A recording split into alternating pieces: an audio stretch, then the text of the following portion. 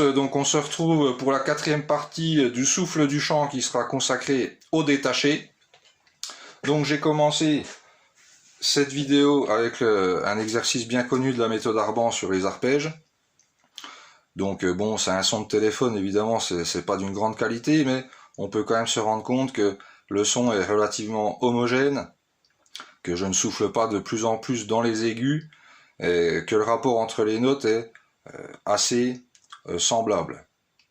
Donc j'ai réussi à faire ça en toute modestie, bien sûr, en gardant la langue vraiment dans la même position qu'on a vu précédemment, en faisant tout ce qui était exercice lié. Donc, l'articulation doit se faire en gardant la position de la langue dans cette position, et donc l'articulation va se faire dans ce mouvement-là. Donc, ce n'est pas la pointe de la langue qui va articuler. Si c'était le cas, voilà ce qui se produirait, et donc l'air s'engouffrerait sous la langue, en définitive, et créerait une sorte de turbulence qui ne facilite pas du tout le jeu, notamment dans les attaques dans le registre grave, et encore pire dans les aigus, où là, si la langue ne reste pas dans cette position, l'appui sera excessif au niveau des lèvres, en grande partie à cause de ça, et ensuite il faut compenser avec plus de débit d'air, et c'est pas du tout la chose à faire si on veut garder le plaisir de jouer.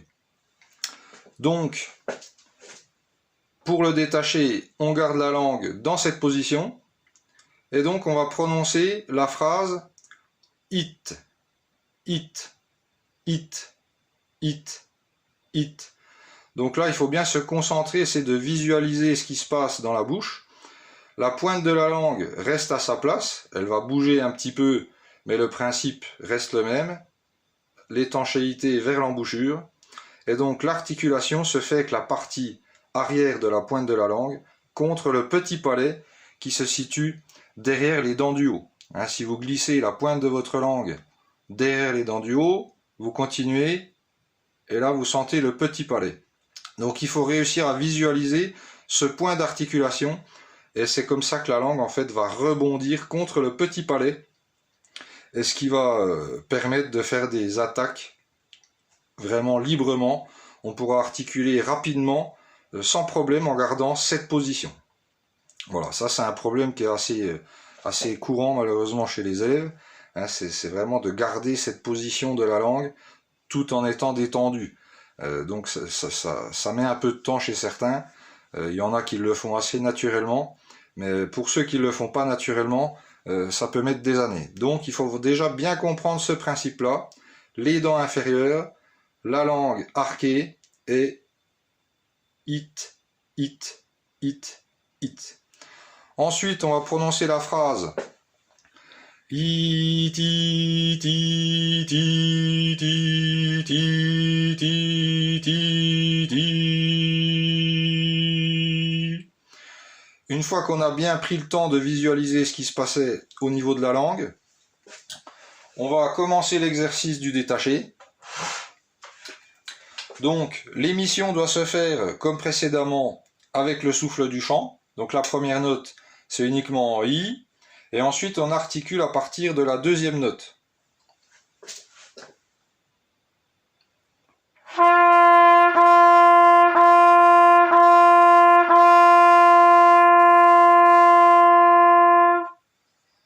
Et on laisse rentrer l'air comme d'habitude.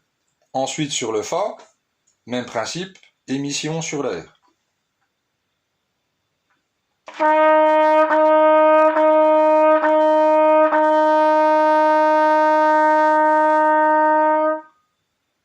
On laisse rentrer l'air, et on continue avec le Mi, le Ré et le Do. Ensuite, à la deuxième portée, on va faire une petite phrase en doublant chaque note. Sol, Fa, Mi, Ré et Do.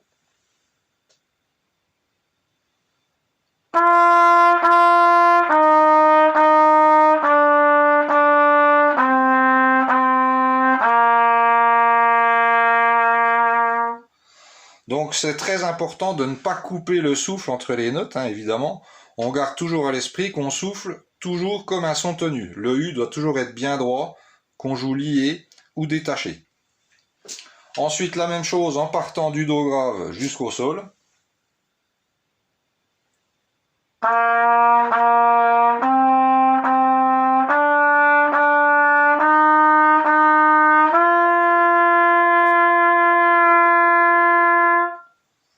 On laisse rentrer l'air.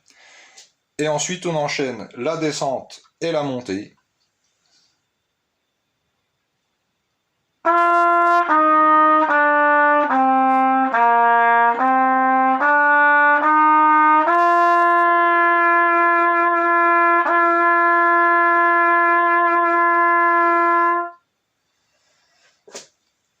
Ensuite, on passe à la portée numéro 3.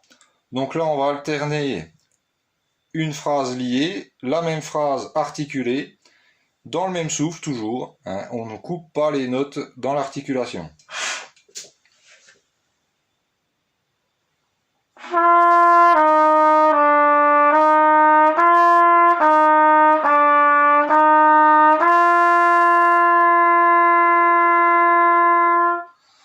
Voilà, toujours le U bien droit.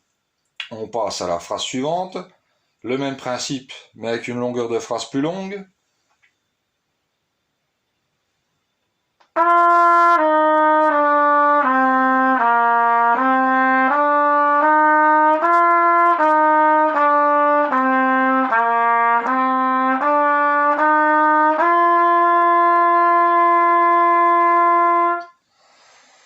Et on laisse rentrer l'air.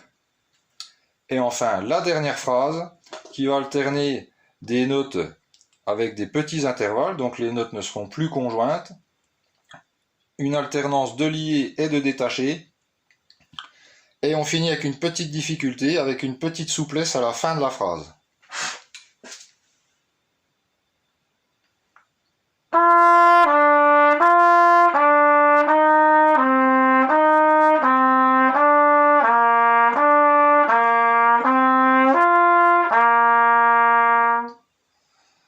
Et on laisse rentrer l'air. Voilà, donc le détaché pour les débutants s'arrête là. Évidemment, les élèves plus avancés pourront développer sur le même principe avec une rythmique qui va évoluer, noir, croche, double croche, etc. Sur toute la tessiture, dans le médium, dans le grave, dans l'aigu. C'est important d'alterner, une fois grave, une fois aigu, une fois médium. On change de notes, pas toujours les mêmes notes. Ce qui va aider aussi au centrage, et ça va permettre de contrôler vraiment le bon placement de la langue, quelle que soit la tessiture. Ça, c'est très important. Il faut vraiment passer le temps dont on a besoin. Après, ça dépend de chaque personne, mais vraiment pour réussir à articuler d'une manière la plus propre possible et détendue. Voilà, donc le chapitre du détaché s'arrête là. La prochaine vidéo concernera les trompettistes plus avancés, notamment avec le travail du double son. À bientôt!